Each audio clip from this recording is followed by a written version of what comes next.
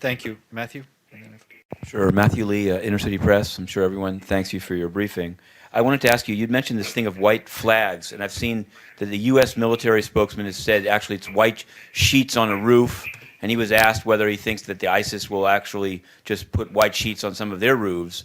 I guess I just wonder, as a person working in this, does this really comply with international humanitarian law, and how effective is it as a way to avoid civilian casualties? And secondarily, what is the UN doing to prepare for what would seem to be a similar assault on Mosul coming up, which is an even larger city? What steps are being taken? Thanks. You know, on the issue of the white flagging, it's been the military and the government who have briefed us that this is the approach that they're taking. And I would share the concern that if you're very visible in putting up a white flag, you're essentially saying to Daesh and to ISIL that you're declaring for the government.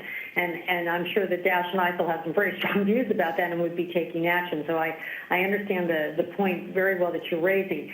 The government briefed us on the use of white flags in the heat operation, which I referred to earlier, the operation that came right after Ramadi and before Fallujah. And if I understand well what happened there, the government would reach out to neighborhoods and say, look, we're coming, and if you declare your loyalty to us, we will do everything possible not to destroy your property. We'll have the army move through your district. And furthermore, if Daesh does come to your district to fight, we will try and transport your families to safety at an area very close to your home so that as soon as the neighborhood is secure, you can go back. And in the case of heat, that did happen. The difference between the Ramadi operation in humanitarian terms and the heat operation was night and day. In the case of Ramadi, everyone left. The civilians fled. There was nobody there. Mass destruction of the town. And many of the families in Ramadi have still not been able to go back to their homes. In the case of heat, you saw much less destruction. Displacement occurred, but only for limited periods of time. And because there wasn't much destruction, families were able to go back. So I think this is the intention of the Army and the government, is to minimize displacement, minimize destruction, and do what they can to protect civilians. That's how they describe this process. In terms of getting ready for Mosul, oh boy, Mosul is just it's a different category of operation. And maybe if you allow me, Matthew, to share before I talk about Mosul, we've done a contingency plan for what we think is going to happen in humanitarian terms in Iraq in just the next couple of months. Along the Anbar corridor, we project that there are going to be 470,000 people that are going to be newly displaced just along that corridor. Along what we call the Mosul corridor, up to Mosul City, 850,000 additional people are going to be displaced. And then there's Mosul. In the case of Mosul, we could be looking at 1.2 million people that could be directly impacted. Could be higher. Could be 1.5. It could be 1.8 million. We don't know because we don't know how the operation is going to be prosecuted inside of the city. Now, these are staggering numbers. Already, in the case of Iraq, we're looking at 3.4 million people who have been displaced since the rise of Daesh. What we're talking about in the next couple of months is another 3 million people, a doubling of the case, another 3 million people being displaced.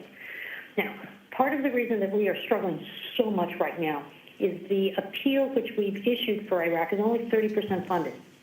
Now, the Iraq is a very special appeal. It's the most highly prioritized appeal that the UN has ever launched. Now, the way UN appeals work is you estimate how many people are in need, and you calculate what kind of needs they have. Do they need food? Do they need health? Do they need shelter? And there's an international standard for each of those sectors, and you cost what it will take to apply the standard to the caseload. Now, in the case of Iraq, what we did, because we know that donors are not stepping forward for Iraq. They're just not. And what we did was to say, we're going to try and implement as humanitarian partners the minimum package, not the standards, the minimum package that's required to keep all of these Iraqi people living in dignity and with a chance. And even the most highly prioritized field in the world, we can't get the money for. We're at 30% of what we need. Already, we're closing frontline health programs. And you got 3.4 million people right now dependent on us to survive. We're closing health programs. 3 million more people are about to be displaced. I mean, it's a heck of a picture. This is a long way of explaining that in the case of Mosul, we are just not yet preparing for this operation because we simply don't have the resources that we need. It's a big, big, big worry. And I think we have to ask ourselves the question, there's such an international investment in degrading and defeating Daesh. And the humanitarian operation isn't, we're asking for $860 million. That's what we're asking for. And I think we've got to ask whether we need to rebalance our support. We're investing so much in the military campaign. It just doesn't make sense to shortchange the humanitarian operation. We need to rebalance resources to make sure that appeal is fully funded and we can be ready for Mosul. Thank you. Evelyn, then Abdelhamid. Thank you very much. Sorry. Thank you very much for the briefing on behalf of the United Nations Correspondent Association. I'm Evelyn Leopold. Is 30% of what you said has been funded? What's the total figure?